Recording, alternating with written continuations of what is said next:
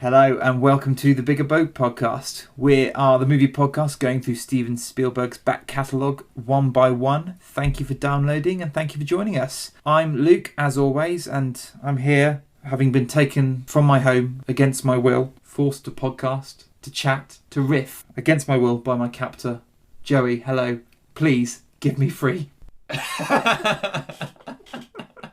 No. You will talk.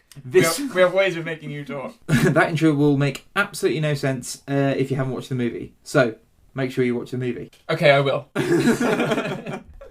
How are you, Joey? I'm very well. Yeah. So it might be worth pointing out that, yes, this is a slight change to our usual format where we have our introduction. Yeah. And we haven't seen the movie and then we go off and we watch it. We have actually sat down and watched this movie before we've started broadcasting this time. Exactly. A little glimpse there behind the magician's curtain. So, Luke, how's your week been? Yeah, it's been okay, thank you very much. We've had... It's actually been 2 weeks since we last recorded. Yes. So, I've had a bit of time... So, I've watched a couple of movies. Yeah, so have I. I'm interested to know, because of something you put on Twitter, whether we've actually watched the same movie this week. Ooh, okay. Which should be at first. Go for it. Well, what have you seen? I went to the cinema. Yeah. And saw... Without me? Without you, my friend called Nikki.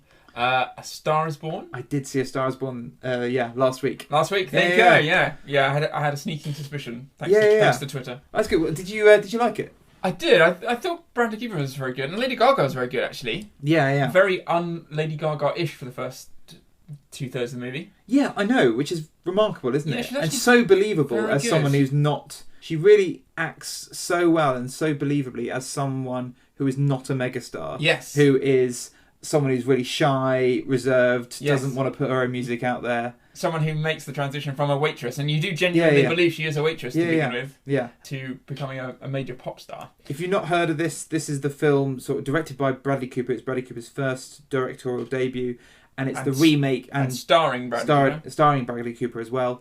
And it's a remake of a movie that's been remade a number of times. I think once in the 30s, 50s. The 70s or 70s with Barbra Streisand and Chris Christopherson. Yeah. And now again with Bradley Cooper and Lady Gaga. And it's sort of the story of a seasoned country rock singer, very famous, who takes a young singer-songwriter under his wing. They get romantically involved and their roles shift as she becomes more famous and he goes on the decline. Yes. And he's got a lot of problems, hasn't he? They've all got a lot of problems, yeah. Exactly. I was really impressed with Bradley Cooper as well. The fact that he can, not only is he... Because he's not really known as someone who is you know him from the Hangover movies or, doing some light comedy or some action-y stuff, I guess. You don't really see him... Yeah, he does occasionally do some intense stuff. What in the movie Burnt, for example, in which I was an extra, but you just wanted to drop that, didn't you? Yes, I did. But he plays a very intensive sort of chef who wants to make the best restaurant ever. Okay. Which, whenever I just used to describe that to people, they'd be like, "That sounds like it should be a segment of MasterChef." I'm like, "Yes, I agree with you." But Greg Wallace stars in Burnt. Gore, that's lovely. But it was very well directed. I thought, because that's a tough job. I thought to do those intense scenes and to have the thing about being a director is you need to be quite on the outside of whatever's happening. Yes, and so you must have a real sort of like Jekyll and Hyde thing going on of being like, okay, I need to be out of the zone to talk to the director of photography about the lighting. Yeah. Now I need to get in the zone and pretend to be a very intense sort of alcoholic and stuff. Yeah. Back and forth must be very difficult. Yes, no, it must be. Bear in mind, we're about to get into a spoiler discussion of The Star is Born. So if you haven't seen it or don't want to know some of the details, we don't go through all of them. Skip forward a little bit. The reason I said that about him not doing many sort of intense sort of acting roles, I'm sure he has done, but they're not one that's been widely seen. That's true. This is probably the first one that is played to a mainstream audience. Yes. Where he's showing his chops, really. But I think because of the month of release, for example, I mean, I think it's probably tipped for some Oscars. It's Oscar baiting, isn't it? Yeah, definitely. It is. You said, in your face, I thought there were some reservations about the movie. Did you... Yeah, the thing I was going to say was, for something which is sort of marketed as kind of a musical. Mm-hmm. Because music obviously plays a huge part of it. And there were bits which were brilliant, where it was actually filmed at Glastonbury on one of the stages and stuff. And I remember hearing a review from another friend who said they've really captured that sense of what it must be like to have a crowd really go with you on a song kind of thing. And I totally agree with that. But the songs themselves, me and the person I went to see it with thought, well, they're quite forgettable songs. I disagree. There was one song I quite liked, which is the one which has come out of the movie and has actually sort of been performed a few times and stuff. I really liked the one. So that's the film. You say it's forgettable, and I can't remember. And I'm disagreeing. And I can't remember the name of the. Is it like Shallow or something like that? Yeah, Shallow. Shallow. Yeah. That's the sort of the earworm song that I was humming for a few days afterwards, isn't it? Yeah, it is a good song. Yeah, but I think it borders on a little bit. Yeah, a bit forgettable. Personally. Oh no, I had it in the head. I mean, I can't hum it now, but it was in my. I really liked it, and I really like that sort of opening song that Bradley Cooper sang in that sort of country bluesy themed Rocky song. That was the best couple of songs. Yeah. Obviously, the whole point I think was that she got more famous, but her artistic. The value of the music got less. In his opinion. Yeah, but it's very much from his point of view. So as an audience, you're made to feel like that as well. And it's like, yeah, she just feels like she's become a generic pop star. Yeah, I know, but I don't know if that's... Yeah, I guess you're made to feel that. Yeah. But I think in Lady Gaga's character's mind, this is maybe who she wanted to be. Because she, although there is some reservation about... the things that her manager is making her do. Yeah.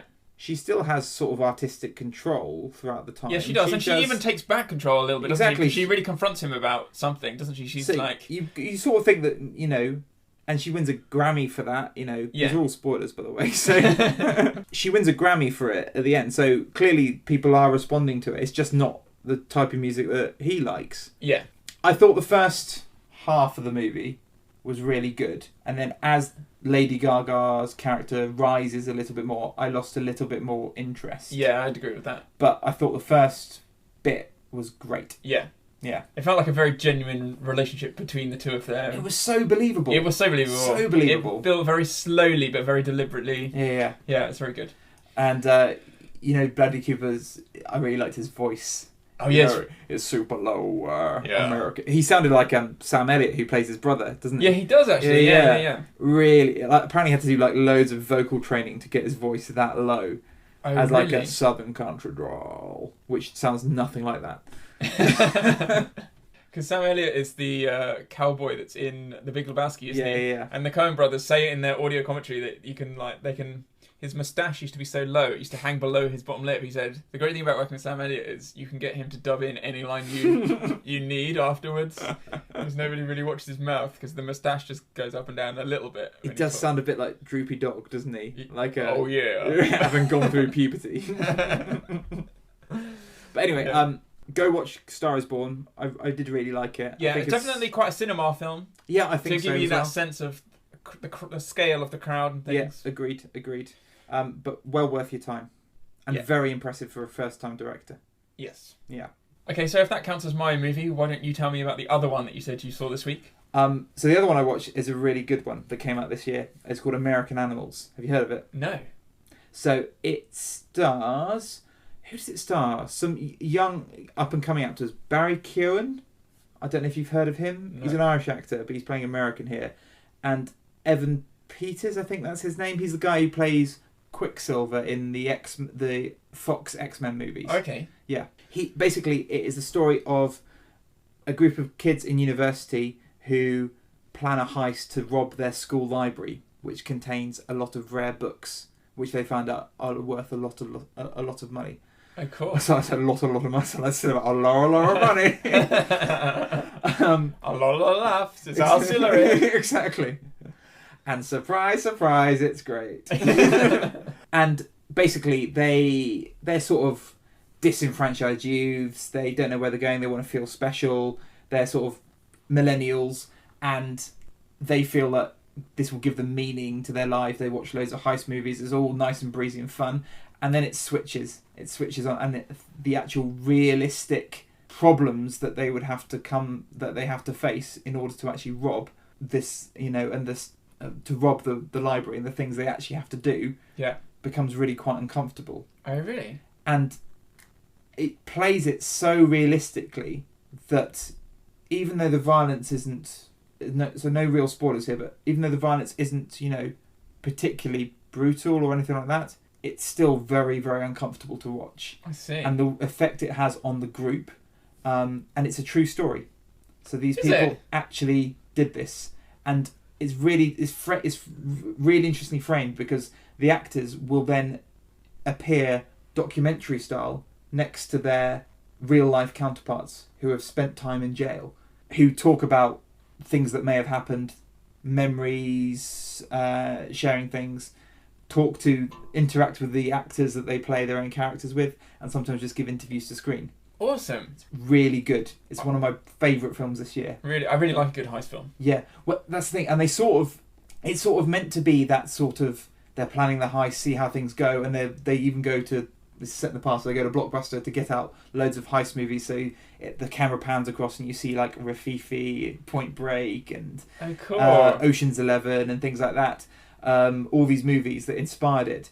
But what it does so well is it completely shatters the illusion of how unrealistic those heist movies are, and plays it for reals. That's cool. Really good. So where did you see this? It's out on DVD now. Okay. So it came out on its cinema, I think a couple of months ago or so, and it's out. It'll be out on DVD. Is it This podcast. Is it American? It's an American movie. The lead actor is Irish, but it's an American production. Bart Layton is the name of the director. Really worth you watching. Okay, cool. I will. Yeah. So something that happened on Twitter this week as well. You text me about it as well. So because I was so shocked. Yes, because you may have seen, if you follow us on Twitter, please do if you don't, at Big Boat Podcast. We are running this Spielberg tournament where we have like a round robin. Well, not a round robin. We have a knockout round of 32. This film versus this film to see which is your favourite, and then eventually they'll get through to the finals. And this week's matchup was the BFG against Raiders of the Lost Ark. And to be fair, we didn't have a huge amount of voters, but half of them voted for the BFG. Yeah, an exact 50-50 split.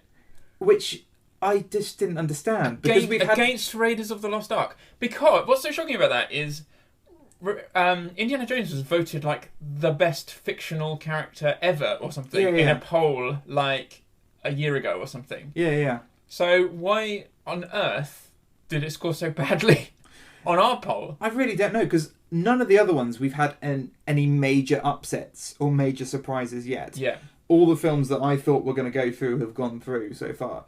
To be fair, I have put Raiders of the Lost Ark through anyway, simply because that is rated higher on IMDb, and that's how I've justified it to myself not to put the BFG through. Yeah. Do you think we have a... Sorry for anyone who sort of isn't a Brit and doesn't know what I'm talking about. Do you think we have a Boaty McBoatface situation on our hands here? Just to fill you in case you missed the story, even if you are a Brit, is that they, by popular opinion, they were going to launch an enormous vessel, and it's like... This is one of my favourite stories. And it was either going to be called the David Attenborough or the Sir David Attenborough. Yeah, the HMS Attenborough or something like that. Yeah. Or... But then what they did is they said, actually, the public can name it. So here, and submit your names for the best name of this ship. Yeah, so obviously they named the top 5. Yeah. And also in that top 5 was Boaty McBoatface. And it actually won. And then of course the authorities had to spoil the fun to burst the bubble, and actually went ahead and called it the HMS Attenborough or something. Yeah. As well. I think there is another vessel now called the Boaty McBoatface. There's tons of canal boats called the Boaty McBoatface. Really? Okay. Yeah, if you walk around London for a day on the canal network, you'll see them a lot. But that implies that people actually care about this. Surely they don't. I honestly wonder whether people thought they're voting for the original cartoon of the BFG for some sort of nostalgic reason. Like, we haven't got to the BFG. Well, I made it very clear they're idiots if that's the case. We haven't got to the BFG yet, and I don't want to run it down before we've properly analysed it or whatever. I've not seen the new version, to be honest. But to use what the cool kids say, like, WT actually F. Yeah, I know. I don't know why that. If you did vote for the BFG and you want to explain yourself, please do get in contact with us, and we'll see what your response was. Yes. You're wrong, but never mind. You honestly think the BFG is better than Raiders of the Lost Ark? Yeah, no, mad. Yes, so we are talking about the 1997 film Amistad today. So Amistad is a historical drama, sort of like a courtroom drama. Yes, it is. It's actually, if you look at the sort of description, it comes under a lot of genres. It describes it partly as a sort of action, partly thriller, partly mystery, really, partly courtroom, and I don't think it's basically... It's about one of those four. It's basically a courtroom, isn't it? Yeah, exactly. So, should we do a little synopsis? So, if you are watching along with us, you can watch it for free on Amazon Prime. They have it on the streaming service. Oh, right. There. So, you can catch up with it there. Pause it now, because we're about to start talking about it, and obviously it will be full spoilers. So, the sort of synopsis for Amistad, like I said, came out in 1997. It's the story of these guys in Africa. A true story. A true story of these guys in Africa who were kidnapped by a Portuguese slave vessel and sold into slavery despite them being free men. They are led by Jimon Hounsou, who plays a chap called Sinke, who is our entry point into this story. Yeah, he's also the actor in Blood Diamond, right? Blood Diamond, he's in Gladiator. Yes. He was in Stargate before this. Yeah, you'll recognise him. Yeah. Hasn't done much recently. No. Has he? I know he's been in some of the Marvel movies. He was in Guardians of the Galaxy as a little role, but not done any huge starring roles in anything. No. So these guys end up on a Spanish vessel. They manage to escape and they kill their oppressors on the boat. Yes, this ship is called La Amistad, which is Spanish for friendship, ironically. And they end up in America anyway, because that's where they get led, where the boat was heading.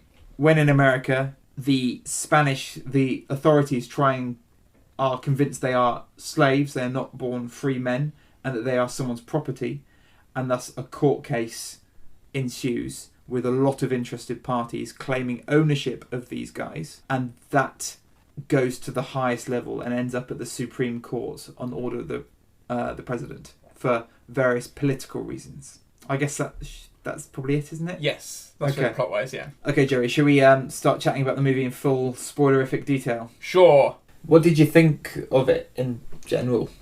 I thought it was good.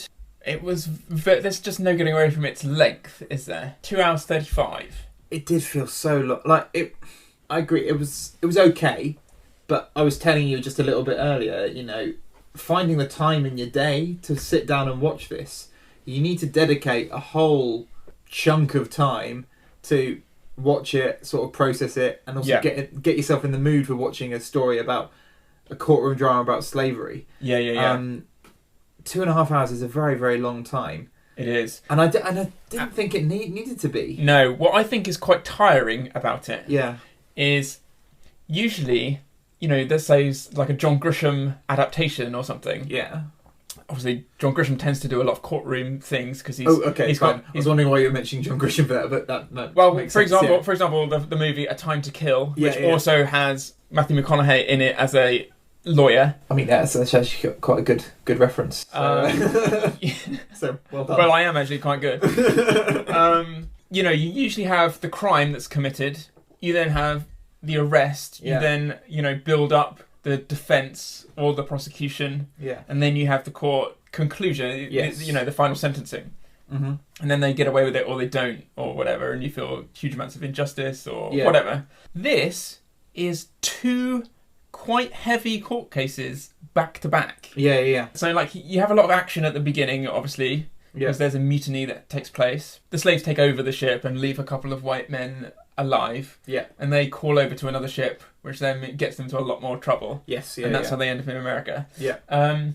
And so like you're building towards this quite heavy case because it's taking on more and more context as it goes along. Yeah. And then you find out the final result of that, which is cause for celebration because they're our main characters and we're seeing it from their point of view and all of this stuff. Yeah. But then you realise, and then you look at the running time, you're like, I've still got an hour to go. Exactly. And yeah. You've already been watching for an hour and a half. Exactly. And it feels like you should be end credits there. It's true. And then the payoffs happen, doesn't it? Yeah. And then they're like, oh, well, actually, you haven't seen Anthony Hopkins' character in a while. Let's bring him in for the last hour of the movie and do another court case. You're absolutely right. Having two of them back to back does feel like a bit of a struggle, especially since the outcome is the same. It is the same, yes. And the points that they made, the speeches are essentially very, very similar, but articulated slightly differently. Yeah. It's just... the whole thing is argued by a different white man. Yes. A more powerful white man. Yeah, exactly. I mean, I find, court cases are definitely a very cinematic thing. And that's why you do have so many courtroom dramas and stuff, because it's conflict. It's conflict back and forth, and more information can be drip fed to you. Yes, which is very good storytelling sort of device, and all of this kind of stuff. That the moments when various things are revealed or whatever. Yeah. But yeah, two of them back to back is just exhausting. Especially when you know all the information. You know Cinque's story. You do. You know the injustice of it all. You know there should be only one way this should go.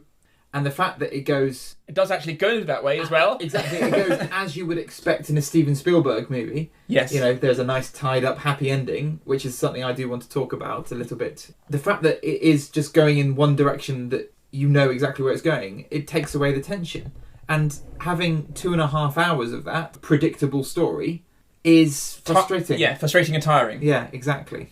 I don't want to be too harsh on it, though, because there are some very good bits in it. Yes. But there's good scenes. It's a very well acted ensemble cast. It is. Everyone's very believable.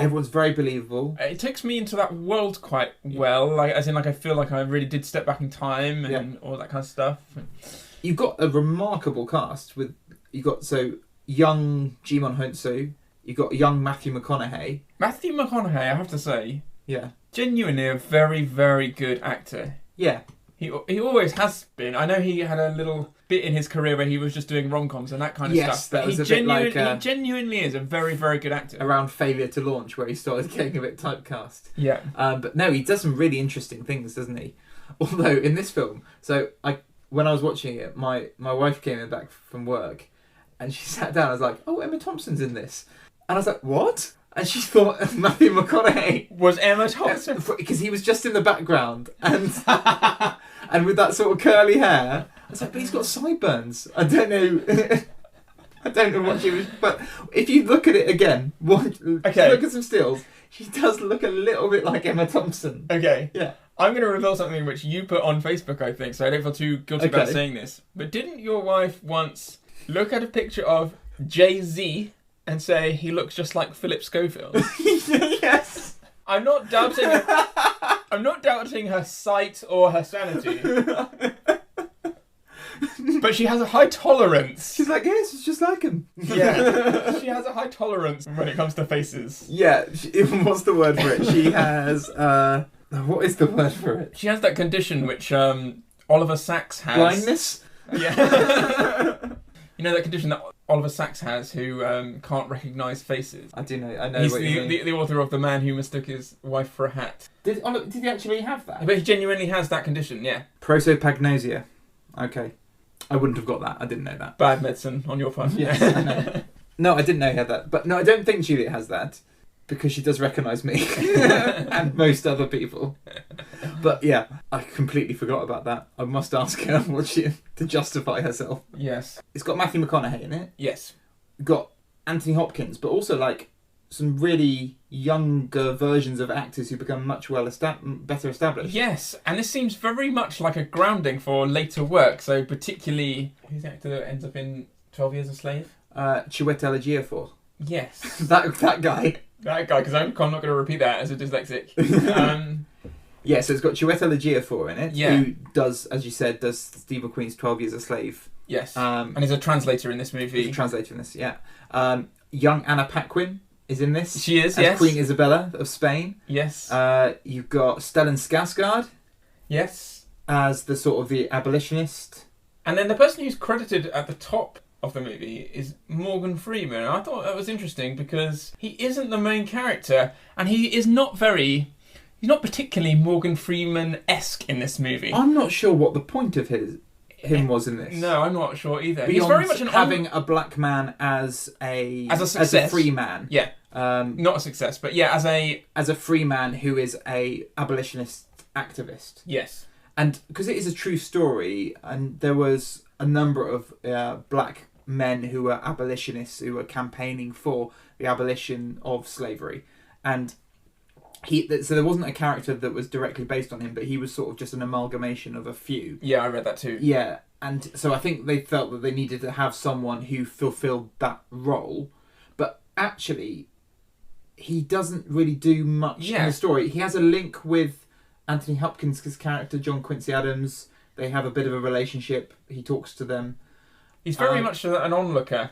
The point I was going to make is that it's interesting to see Morgan Freeman play a part like that. In some ways, he's sort of like an everyman. He's sort of like just a spectator at the court, because he's usually plays sort of mentors so much, or wise old men types, doesn't he? Yes. Who know what's going on. Yeah, who knows what's going on and tells. For example, in Shawshank Redemption, he's the old timer who's been there for a long time and very much fills people in about this is the way things are and all that kind of stuff.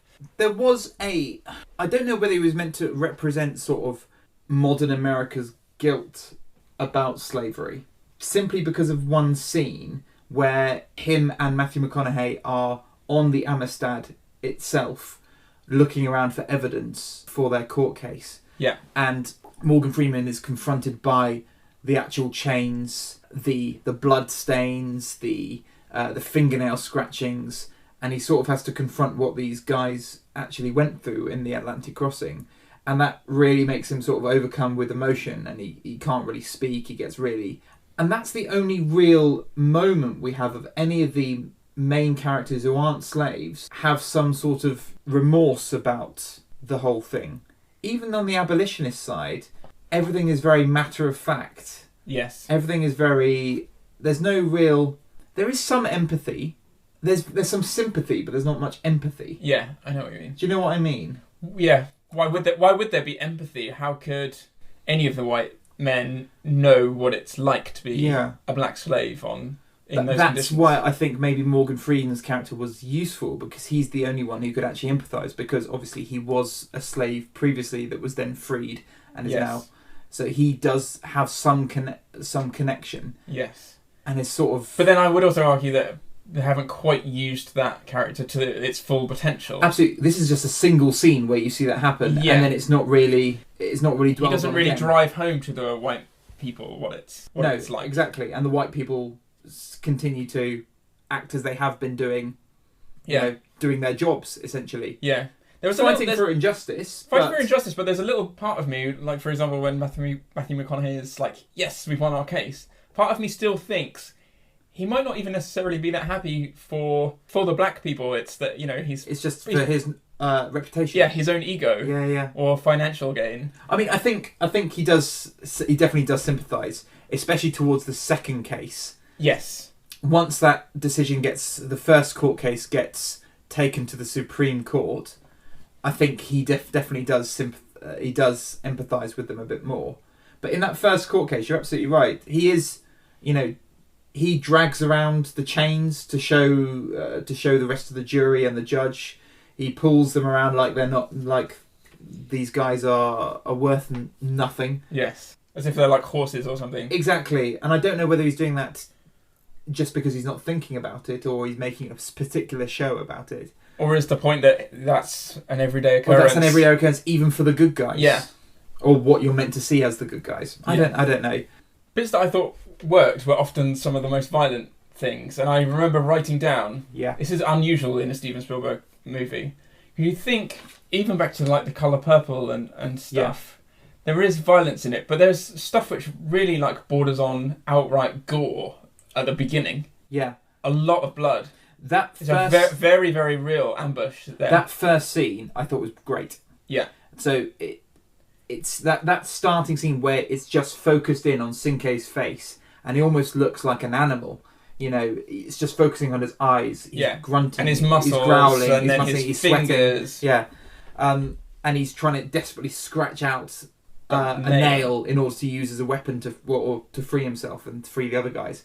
And he's sort of snarling. It's a storm as well, so he's lit by lightning strikes. It was very, very cinematic and very, very impressive, that scene. Yeah. And then you're absolutely right. Much gorier than I would expect it to be. Yeah, so it is a 15. And I think that it's that, and then maybe the second scene that you're going to mention, where you're going to talk about that scene where you see actually the chain, what the slaves went through on that journey. Yes. Which was as horrific as the worst scenes in Schindler's List. Yeah, it was. That was really bad. And that really, it's just as horrifying as that shower scene in Auschwitz, where the women get taken into the that shower room and think they're about to be gassed. Yes. So really, really uncomfortable to watch. It was. It must have been really difficult to film as well, actually.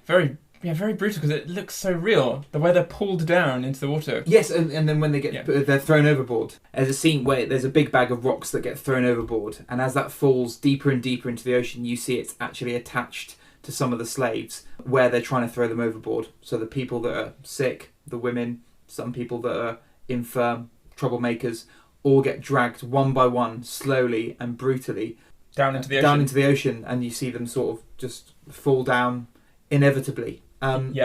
Really quite uncomfortable watching, and it's done in bright daylight, very matter-of-factly. Yeah, people are screaming, and it's as if the guards can't hear it at all, and they just carry on. Yeah, so those were the scenes that I think were the most effective. Yes, there's other bits where he is just watching a whipping, for example, and blood just squirts on his face. Yeah, a few times and things like that. But that's I would say not quite as bad as that. But chain scene. The film needed those scenes, though. It did, definitely did. Because up until that point, this is one of the problems I had with it. When the whole film started, and it starts with our protagonist, Sinkei, he is speaking in his own language, his African language, Mende, I think it is. Yes, and it's not translated, It's not translated. And I talked about this when I talked about some people's previous problems with the Isle of Dogs movie. Yes. I think this is in our Colour Purple. Some people took umbrage with that movie because the Japanese characters did not have any of their own language translated, and it was only the Westerners who we could actually understand. Yes. And it's so for this lot, it's the Spanish who are translated, and you can see them as subtitles. And I thought, has this film done this again, where they are putting the Africans as others? They're saying these are different from us by not translating. They're not. Can we really engage? Are they saying we shouldn't be engaging with their story? Yeah. And throughout the entire first 45 minutes of the movie or so, you really are not understanding what they're saying. Yeah. And it feels like you're missing key information. Exactly. I mean, very frustrating. The actors are doing a great job because they have to emote everything with their eyes, and you can get the general gist. But I thought, oh no, they're telling a white story from what should be a black story. Yes.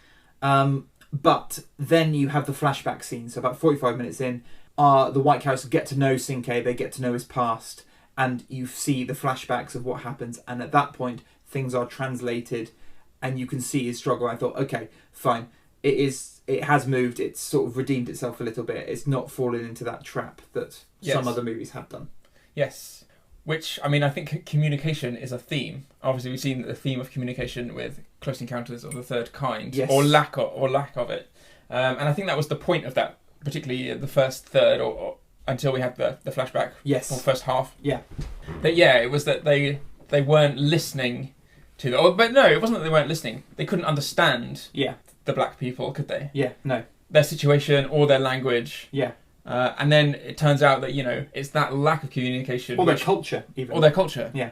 Yeah. It's that lack of communication between those groups that ultimately saves this group in the end. Yeah. It did make me angry, and it made me very frustrated at the arrogance of, the Americans who don't make an effort to understand. They just dismiss them as, they're tribal, uncivilized savages. Yes. And what the movie does a good job is painting the ridiculousness of that. Yes. Paint it, especially with the courtroom scenes where you've got these guys. Particularly the Pete Postlethwaite character, don't you find? Yes. He's very arrogant. Yeah. And that strikes me, yes, absolutely. But the scenes in the courtroom when you've got the Africans sitting at the side, just sort of behaving themselves, just sitting down going, what is going on? Why are these men in wigs talking about, why am I here? What am I doing? This is ridiculous. Yeah. And you are going, this is absolutely ridiculous. Why are they here? Yeah, it highlights the absurdity of the whole system. Yeah. Yeah. I thought it was interesting from a filmmaking point of view because, we're quite far into our journey now. Yeah. Spielberg is not really a non-linear filmmaker, is he? Usually, he's very linear. What I mean by that is he begins at the beginning of a story and he ends at the end of that problem. Yeah. Usually, not much is shown in flashbacks, flash forwards, or anything like that. Yeah. Usually, it's very short glimpses, if anything. He would not make Lost, for example. Exactly, or Memento. Yes. But it was interesting that the main flashback, which was almost like the main character thrust, or the most character empathy scene, I would say, is suddenly it turns you from just a spectator of like, oh, this is just a black slave. Oh no, hang on, this is a human being who's been through all this awful stuff. You build up more empathy in the middle. So I just remember thinking, oh, that's unusual for a Spielberg film that, we're getting our main information about this character halfway through. Yes. Yeah. Yes, he's sort of breaking his own rules. But then I've also heard that Spielberg was very, very busy when it came to post-production on this film, already making Saving Private Ryan. Yes. So this came in like... So I don't know if that was a choice by Spielberg. It could quite easily be one of the executives or Michael Kahn, the editor. Yeah, that's true actually, because this was a frenetic year for Spielberg because he sort of went from movie to movie to movie. He went from The Lost World to Amistad to Saving Private Ryan, all pretty much back to back, which is quite an undertaking. Yes. Yeah. Even making like a short film is a huge amount of work. So yeah, I don't know how you can make films that quickly. To be fair, we've got none of the resources available. Even so, hard work. Yeah. Well, it's interesting about. So this Spielberg does sort of, we see this at the beginning of Schindler's List. He enters a point of his career, quite an interesting point of the career, where he's much more focused on history and war as well. So do you find that he's sort of gone from living or trying to recreate an immaculate fantasy? Yeah. With things like E.T., like fine, it is Earth, but it's other things from outer space. Yeah. And stuff. Now suddenly he's sort of really found his humanity, if you like.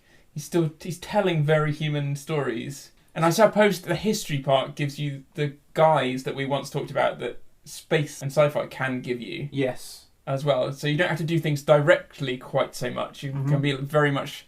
You can feel a little bit safer as the actual author of the work. Oh, we said it in the past. This has already happened. Yeah. Anything I do can have no consequence almost. Yeah. Think that's what he's doing? Potentially. I think as you get older, well, I don't know if your parents are the same, but as soon as like my dad got to a certain age, he started like really reading loads of history books or something like that. Yes. I actually feel I'm doing that myself as well. The thing. So I don't know what happens when you just get a bit older. Sometimes you just get more involved with history and there's a particular part of history. And I think that's probably happened with Spielberg. He's just, I'm at a time in my life where I'm actually quite interested in things that happen. And I feel that they are good devices to tell those human stories, which we know, which ultimately is the thing that Spielberg does. It tells those human stories through ordinary humans, in extraordinary situations, but using the guise of history in order to do that. I mean, do you think this is not necessarily a risk on Spielberg's part, but when you've made Schindler's List, which even at the time was hailed as just one of the great films recreating a piece of important history, does it just feel like a Schindler Light? I just get the impression that even from the beginning, even at the script stage, wouldn't you feel if you were Steven Spielberg, this is already a pale version of Schindler's List? I remember saying in the Schindler's List episode that the problem with The Colour Purple was that it's a horrific story, but a very personal one, which does not mirror that many people's experience, I think. Yes. Whereas Schindler's List is a much more general sort of, for the love of humanity, do not act this way. What? And then we've gone almost back to quite a personal story because we're following however many slaves are in that courtroom. Is it 30 of them or something? 44. 44. Yeah. And so it just feels like, given the weight that something like Schindler's List has, this feels like, it feels almost a little bit incomparable. Okay. But is that not because of the impact of the story, but because of the way it's told? So maybe this is just me saying it as a European, that perhaps more difficult to relate to. It is more difficult to relate to firstly a historical piece, and a completely different culture. We were born in the 80s. Yeah. We don't know anything about slavery, to be honest. No. Beyond what we might read or see in movies. Being British, we do have a very different relationship to our history than Americans do. Yes. Especially with the sort of the ghost of slavery, which hangs very heavy over over America. Yes. In the way that the war hangs over this country to some extent. Sure. We still walk past monuments of World War II. That's true, There's certain buildings which you see in historical films and they're still standing, and all of this kind of stuff. And actually, I think around that time, around the mid-90s, there were some...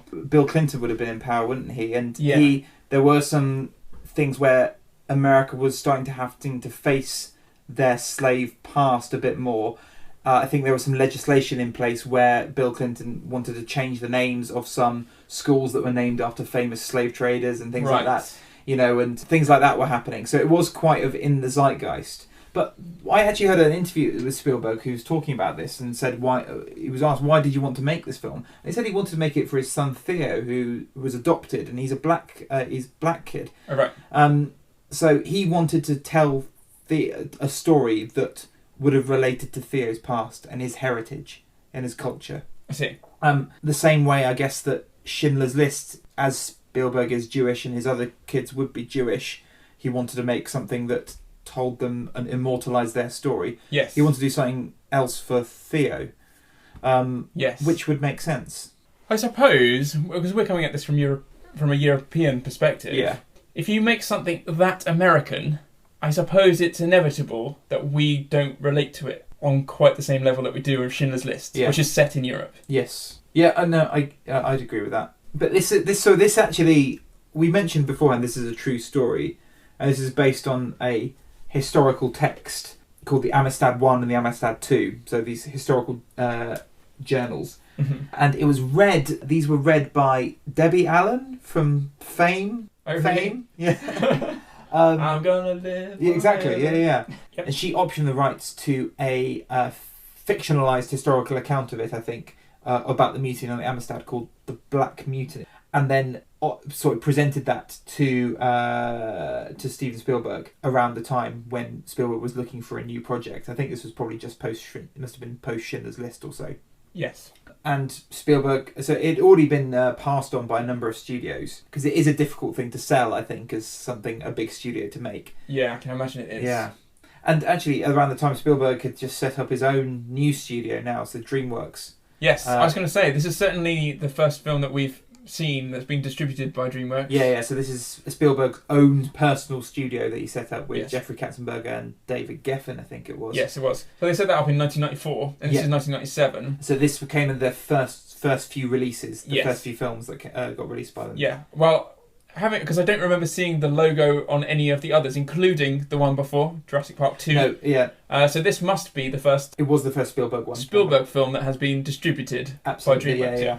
But I think it was all of their first few movies, DreamWorks' first few movies, were released in this year, or maybe the end of 96 or 97. Right. So there was about 4 or 5 that they was going to say, these are the flagship movies that DreamWorks are going to present. I didn't quite understand. So maybe you can answer this. What's the So, Amblin is his production company. Yes. And DreamWorks is his studio. Amblin Partners is still the parent of DreamWorks. Yes, I just looked this up. Yeah, I didn't really understand, because he set up Amblin, but Amblin weren't a studio, they were a production company. Yeah, Amblin are a production company, yeah. What's the different roles? Why couldn't you make Amblin into a into a distributor, a studio, which can distribute its own movies rather than present them to like Universal or Paramount or whatever. I think because of I don't know whether you might be able to sort of like hoist Amblin up to becoming a studio as well as a distributor and things, but I don't know quite why. So a production company, it does have its own assets. So like if it options a screenplay, buys the rights to a book or whatever, they do own that, and that has value. Yes. But they do often need funding. Yeah. So for example, Amblin,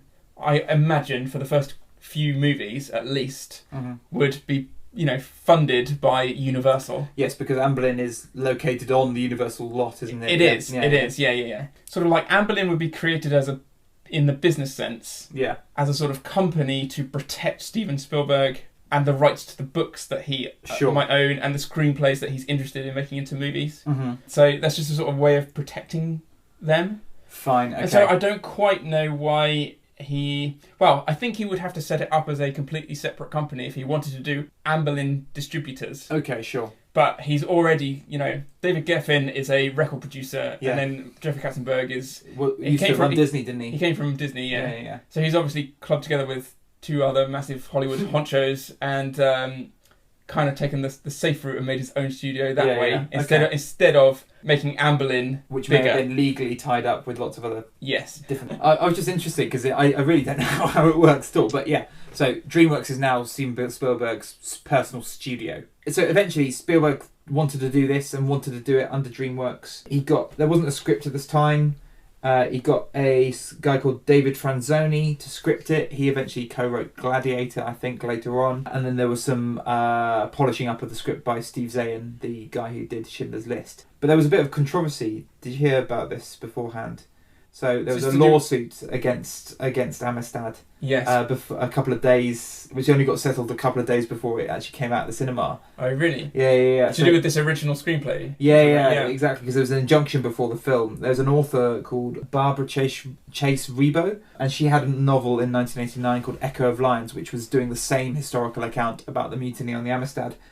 And apparently there's a lot of similarities.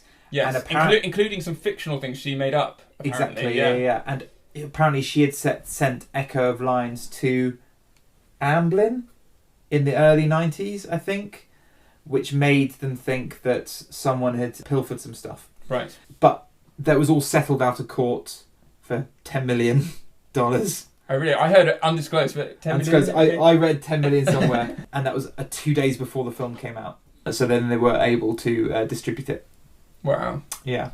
So that's a headache. Yeah, it is a headache. So it had its controversy. Can I talk about the ending? So I think this highlights one of my problems with it. And actually, I don't know if I would have been aware of it, but I saw a little interview with Terry Gilliam, the Monty Python director. Yes. Who was talking about the difference between Stanley Kubrick and Steven Spielberg. I think I've seen this. Yeah. It's a little clip on YouTube. It's a little clip on YouTube, and he says the problem is with Steven Spielberg movies is he always gives you answers to questions. That's true. Everything has to be tied up in a nice little bow, and there's a nice little ending, and everyone was happy in the end. Stanley Kubrick, who he argues is the better filmmaker, is happy to leave some of those questions open. Yes. And not answer them. And having seen that clip and then watched this, I don't know if that's entirely true for all of his movies, because sometimes it is nice to have a nice tied up story. But at the end of this, we've said it's ended twice already. You've had a court case that goes in exactly the same direction both times. Nice happy ending. And then there's a cutscene away to the Brits destroying the slave fortress in Sierra Leone. Yes. Which is, where all the bad things happen. All the Brits come in and all these slaves get freed and everyone's happy about these white heroes freeing them, and it's all yay. And all the music's like all this uplifting African tribal music. And it's just so on the nose. It's so nice. It's so unambiguous. Exactly. It's so all happy ending. Everyone is happy. Yeah. It tries to have a serious ending, though, when it says you've got a picture of Cinque on the boat and you get those little text things that come up saying what happened to Cinque afterwards. Yeah. Do you know what actually happened to the real Cinque? Well, based on what I read at the bottom of that screen, he got back to Sierra Leone. Yeah, and it says his wife... His town was on fire and his wife and daughter were sold into slavery. Yeah, but do you know what actually happened to the real Cinque? No. He became a slave trader. Did he? The real Cinque. Yeah. Okay. Now that's interesting. Yeah. That opens questions. That makes things not as nicely complete and tie up. And the fact that they've ignored that. And I think that may have made a more interesting story. Yeah. Do you remember me saying at the end of Schindler's List that Oskar Schindler, as a character, is one of Spielberg's most interesting because he, even by the end of it, even though he's sympathetic and he's upset that he didn't sell his car that could have saved 4 more lives, he is still a contradiction in terms... he's still a contradiction, isn't he, at the end of Schindler's List, because he remains a wartime profiteer and a saviour hero. Yeah. You know, and to have that contradiction makes for a really interesting character. It does. I think it makes him more interesting at the beginning, but at the end when he becomes fully good and he stops profiteering, obviously, because he's given away all of his money, and he becomes more of the archetypal hero. Yes. I think the journey to get him there was interesting, but again, you could even argue that the Schindler's List does exactly the same thing. It does. Wraps it all up in a nice little bow. That's true, it does. And doesn't leave you asking very many questions. Yes, it feels very much like now that episode is done. It's like, whereas actually the ramifications of World War II, and presumably this, actually lasted years. You know? Exactly. We're still feeling the effects of World War II. Exactly, and he I guess he does explore this. Obviously, we've got Saving Private Ryan, we've got War Horse to come, which we will talk about, where he can revisit some of the other stuff that happened there. Yes. To make a movie that covers all of World War II, or to cover all of slavery and the American Civil War it's impossible to do. You've got to pick a story. Yes. But it's just those stories don't have to be wrapped up in such a neat bow. Yes. Yeah. So you, as always, you can follow us on at Big Boat Podcast. So please follow us on Twitter. You can also follow us on Instagram at The Bigger Boat Podcast. You can email us on thebiggerboatpodcast@gmail.com. if you have any questions about anything we've said. We would like to hear your opinion about Amistad. Also, if you're one of the people who voted for the BFG, please get back to us. We want to hear from you. Yes. Please like, subscribe, and leave us a 5-star review on whatever media you listen to us on. That would be great. Thank you very much. Cool. We'll see you next week. Bye. Bye.